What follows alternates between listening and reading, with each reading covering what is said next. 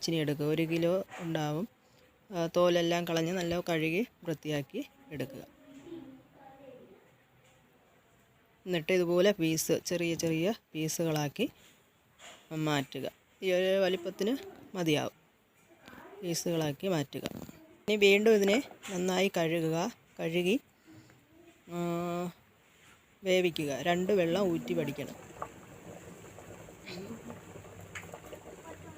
അതായത് രണ്ടാമത്തെ വെള്ളമാണ്. 2 വെള്ളം നന്നായി തിളപ്പിച്ച് വേവിച്ച് ഊറ്റി വടിക്കുക. ഇനി നമുക്ക് അതിലുള്ള മസാലക്കൂട്ടുകൾ എന്താണെന്ന് നോക്കാം. ഇപ്പോൾ ഞാൻ 1.5 സ്പൂണ് മുളക് പൊടി, പിന്നെ 1/2 സ്പൂണ് മഞ്ഞൾപ്പൊടി, ഉപ്പ് ആവശ്യത്തിന്, ജീരകം 1 സ്പൂണ്, അതുപോലെ ഒരു 5-6 അല്ലി വെളുത്തുള്ളി, പിന്നെ കുരുമുളക് ഇത്രയും വേണം. കുരുമുളക് ചതച്ചിടുക, അതായത് പൊടിച്ചിടുക. ഇനി തേങ്ങ, ഈ ഒരു അളവിന് തേങ്ങയും കൂടി വേണം. തേങ്ങ ഒരുപാടായി പോവില്ല, കാരണം ടേസ്റ്റ് ഉണ്ടാവില്ല. ഒരുപാട് തേങ്ങ ആയിപ്പോയി ടേസ്റ്റ് ഉണ്ടാവില്ല. ഈ ഒരു അളവിന് തേങ്ങ, അത് 1 കപ്പോളം വരും. ആ ഒരളവിന് തേങ്ങ കൂടി എടുക്കുക. ഇനി ഇതിൽ കുരുമുളക് പോയിട്ട് ബാക്കിയെല്ലാം മിക്സിയിലിട്ട് ഇതുപോലെ ഒന്ന് ലൂസായിട്ട് അടിച്ചെടുക്കുമ്പോൾ നന്നായിട്ട് അരയേണ്ട, ഒരു തരിപ്പ് ഉള്ള ഈ ഒരു അളവിന് അടിച്ചെടുക്കുക. നന്നായിട്ട് അരയണ്ട. ഫൈനായിട്ട് അരയേണ്ട കാര്യമില്ല. ഒരു 1/4 ഭാഗോളം അരയുന്ന രീതിയിൽ അരച്ചെടുക്കുക.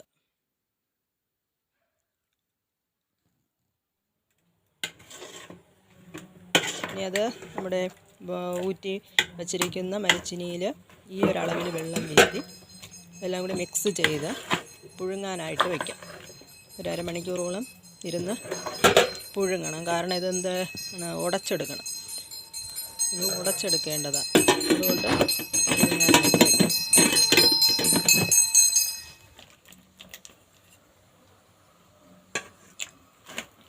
പുഴുങ്ങി കിട്ടിയിട്ടുണ്ട്. ഞാനത് ഉടച്ചു. ഈ ഒരു അളവ്, കുറച്ചുകൂടി വെള്ളം വേണമെങ്കിൽ ഞാനിപ്പോൾ ഈ ഒരളവിനാണ് എടുക്കുന്നത്. നിങ്ങൾക്ക് ഈ ചാനൽ ഇഷ്ടമാവുകയാണെങ്കിൽ സബ്സ്ക്രൈബ് ചെയ്യുക, ലൈക്ക് ചെയ്യുക, ഷെയർ ചെയ്യുക. അതുപോലെ ബെൽ ബട്ടൺ പ്രസ് ചെയ്ത് ആളെന്ന ഓപ്ഷൻ കൂടി എനേബിൾ ചെയ്ത് വയ്ക്കുക. നിങ്ങൾക്ക് നോട്ടിഫിക്കേഷൻ ലഭിക്കുന്നതാണ്. ഇനി താളിക്കണമെങ്കിൽ താളിക്കാം. ഞാനിപ്പോൾ ഇവിടെ താളിക്കുന്നില്ല. ഇപ്പോൾ കഞ്ഞീരെ കൂടെ കുടിക്കാൻ വേണ്ടിയിട്ട് ആണ് ഉണ്ടാക്കിയത്. ഞാനിപ്പോൾ താളിക്കുന്നില്ല. താളിക്കണമെങ്കിൽ കറിവേപ്പില, കടുക്, ചുവന്നുള്ളി വട്ടത്തിലരിയുക. ഇത്രയും ചെയ്ത് താളിച്ചൂടി വീത്തി കഴിഞ്ഞാൽ വേറൊരു ടേസ്റ്റ് ആയിരിക്കും. ഞാനിപ്പോൾ കഞ്ഞിയുടെ കൂടെ കഴിക്കാൻ കണക്കാക്കിയാണ് ഉണ്ടാക്കിയിരിക്കുന്നത്. നിങ്ങൾക്ക് താളിച്ചെടുക്കാം. താളിച്ചെടുത്ത് കഴിഞ്ഞാൽ ഇത് നമുക്ക് മീൻ കറിയുടെ കൂടെയോ ബീഫിൻ്റെ കൂടെയോ മട്ടൻ്റെ കൂടെയോ ചിക്കൻ്റെ കൂടെയൊക്കെ ആ ഒരു കോമ്പിനേഷനിൽ കഴിക്കാം. അതും വേറൊരു ടേസ്റ്റാണ്.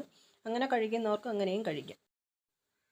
ഇനി അടുത്തൊരു വിഭവമായി എത്തുന്നത് വരെ ഈ വീഡിയോ വാച്ച് ചെയ്ത എല്ലാവർക്കും നന്ദി.